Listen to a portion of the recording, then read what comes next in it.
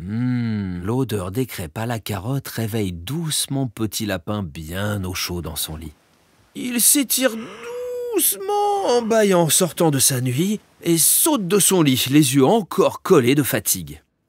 Dans la cuisine, Maman Lapin, avec un grand chapeau noir de sorcière, fait sauter des crêpes dans la poêle. Bonjour mon lapin. Bonjour maman.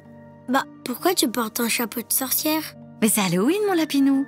Il va falloir qu'on te choisisse un costume pour sonner aux portes. Petit Lapin se met à table pour dévorer sa crêpe à la carotte en réfléchissant.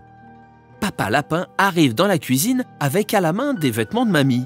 Mais c'est quoi, c'est des serpillères? Maman éclate de rire. Mais non, c'est mon costume! Ce sont les vieux vêtements de mamie. Petit Lapin est impressionné par le choix de son père. Mais comment va-t-il faire les rides et les crevasses de la peau de mamie? Alors mon lapinou, t'as une idée pour ton déguisement?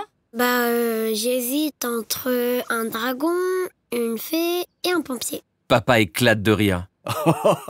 En voilà de grandes idées, mon lapin. Maman lui souffle. Je te propose la queue du dragon, les ailes de la fée et l'uniforme du pompier. Ouais, et je veux la tête du dragon aussi. Maman a le sourire jusqu'aux oreilles. Allons chercher du tissu pour ton costume pendant que maman fait les plans pour ton dragon. Petit Lapin saute de sa chaise et s'empresse de s'habiller pour aller faire les courses avec papa. Au magasin de tissus, plein de parents cherchent des bouts de tissu noir à paillettes pour déguiser leurs enfants. Je crois que j'ai trouvé ce qu'il nous faut. Petit Lapin découvre les trouvailles de papa. Un sublime tissu vert foncé aux reflets brillants qui rappelle les épaisses écailles d'un dragon. Papa lui propose un autre tissu pour les ailes de fée. Le tissu est très lumineux et très brillant.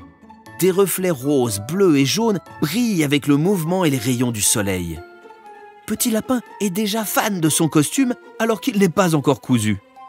En rentrant à la maison, Papa et Petit Lapin découvrent avec surprise les constructions en carton de maman.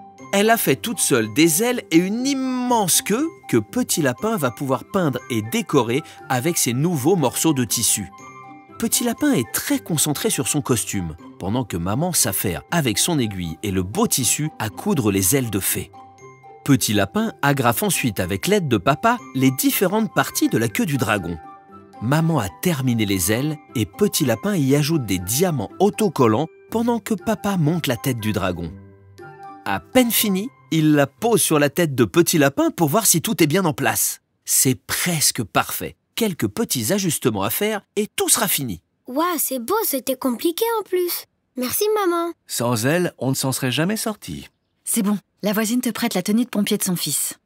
Sa vraie combinaison. Sa toute première. Elle est pleine de trous et tachée de partout, mais ça fera l'affaire. Petit Lapin ne l'écoute plus. Il est trop heureux de porter une vraie combinaison de pompier, même toute trouée.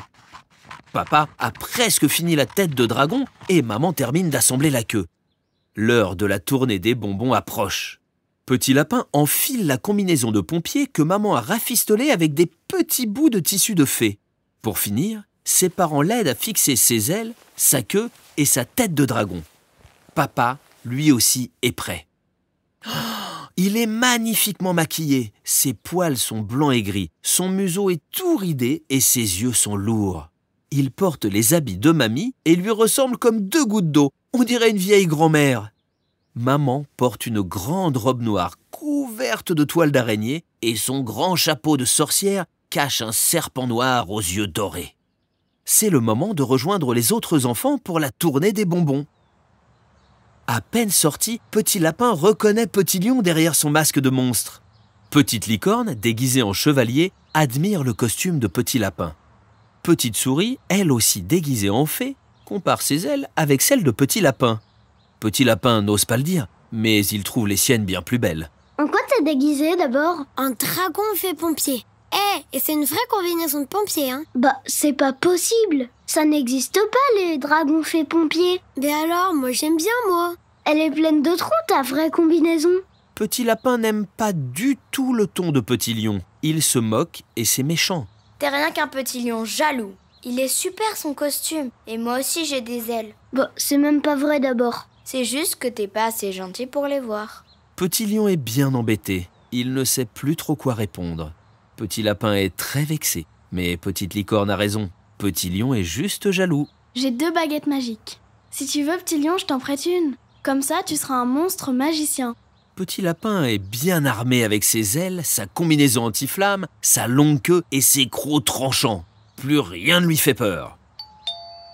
Arrivés tous devant la première porte, Petite Licorne sonne à la première maison de la tournée. Un bonbon ou un sort?